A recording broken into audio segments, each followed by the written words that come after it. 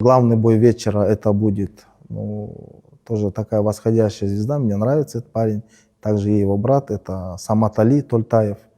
Он будет биться за пояс по версии UBO World с пакистанцем Кимран Абдуль-Вахаб. 10-раундовый бой будет.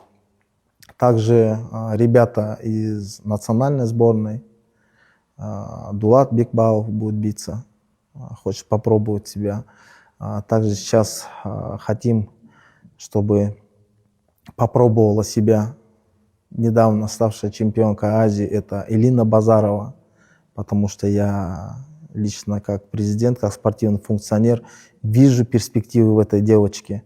Вот у нее есть все данные очень шумно и громко заявить о себе в мире профессионального бокса, поэтому мы с нетерпением ждем ее. Ну и также уже восходящие звезды, это Армат Арманула, Нурдос по кличке Динамит Тулибай, Алмаз Дюсинкул тоже хорошо идет из 2 побед, поэтому карт очень хороший.